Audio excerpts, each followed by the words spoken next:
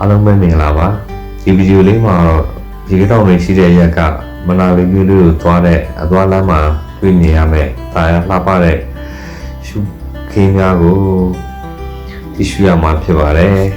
ဒီဗီဒီယိုလေးမှာကိုယ်တိုင်သွားရဘယ်လိုခံစားရအောင်ဒါလှပတဲ့ရှုခင်းလေးတွေကိုလည်းအချိန်ယူပြီးတော့ရိုက်ကူးထားပါတယ်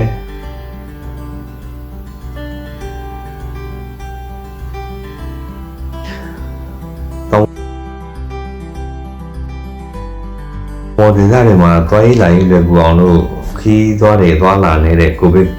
-19 ကာလမှာဒီ channel တွေကိုဖောက်ခဲ့တာပါအခုဆိုရင် channel ပေါင်းစုစုပေါင်း14ခုလောက်ဖောက်ပြီးသွားပါပြီရာသီဥတုဆိုးရွားနေတဲ့အချိန်တွေမှာလည်းအလွယ်တကူသွားလာလို့ရနိုင်ပါတယ်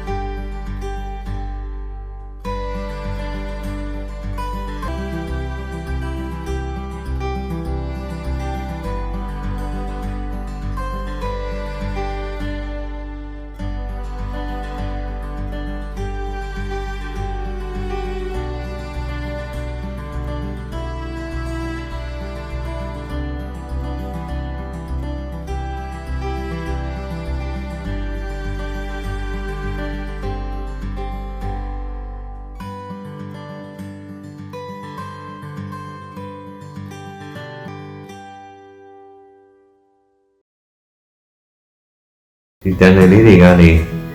ပြန်ထွက်မှမြင်ရတဲ့ရှုမြောက်ခင်းလေးတွေကလည်းတော်တော်လေးကိုစိတ်ကြည်နူးစရာကောင်းလာပါတယ်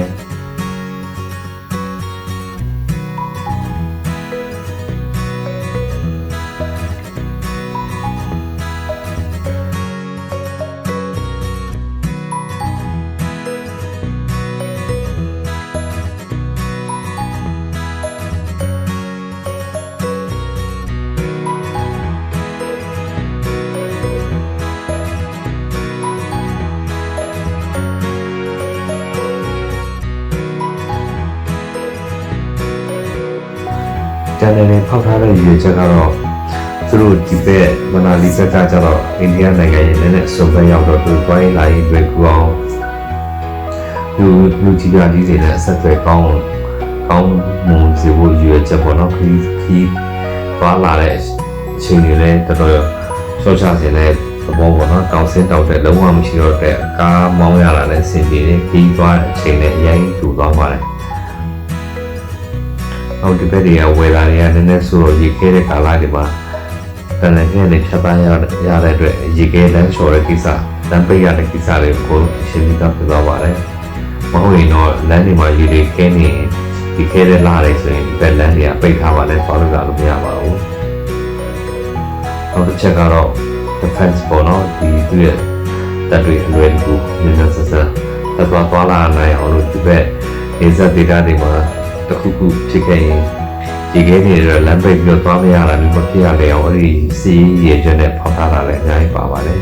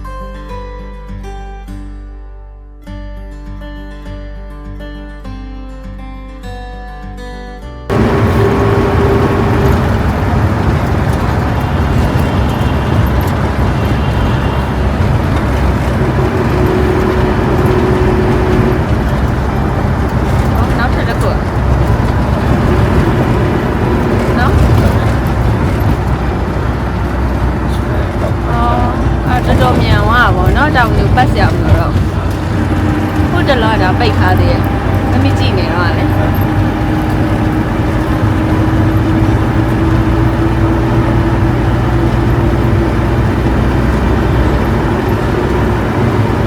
ဘုံဖို့ဆိုရရကောင်းတဲ့နေရာတွေပေါ့နော်စစ်ဖြစ်ရင်လည်းကြောက်တောင်လေးဆိုလို့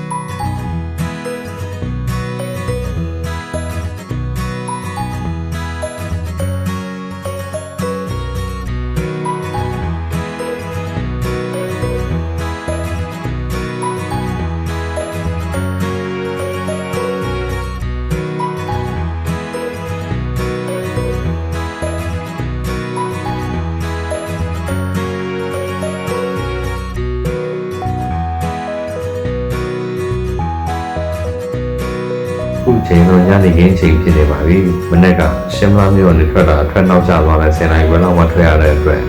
ဒီဘက်အဝေးကိုနည်းနည်းနောက်ကျသွားတာဖြစ်ပါတယ်စောစောသာဝင်တော့တက်ဆုံးပြီးတော့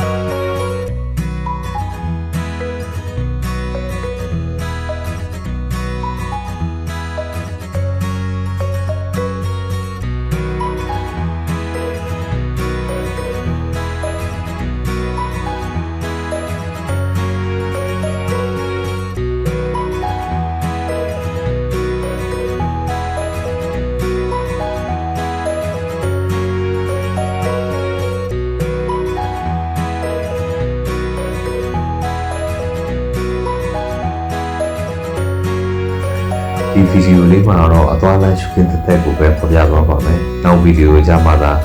မနာလီမြို့လေးရှုခင်းလေးနဲ့မနာလီမြို့မှာရှိတဲ့မော်ရိုရှုခင်းလေးတွေရေခဲတောင်ရှုခင်းလေးတွေချီရှူတော့ရှုခင်းလေးတွေကိုလည်းသက်သက်ဖော်ပြပေးသွားပါမယ်။အဲဒီဗီဒီယိုလည်းစောင့်ကြည့်ပြီးတော့အားပေးကြပါဦး။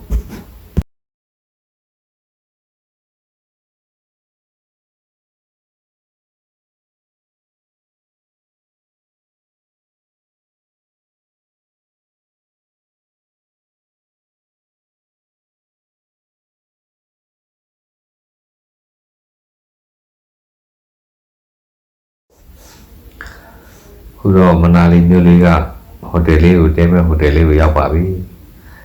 မနာလီမြို့ရဲ့ရှုခင်းလေးတွေနဲ့ရေခဲတောင်ရှုခင်းလေးတွေကိုလည်းနောက်ဗီဒီယိုမှာထပ်ပြီးတင်ပြပေးသွားပါဦးမယ်နောက်ဗီဒီယိုတွေလည်းကြည့်ရှုအားပေးကြပါဦးအားလုံးပဲဆုံးတဲ့ကြည့်ရှုပေးတဲ့အတွက်ကျေးဇူးတင်ပါတယ်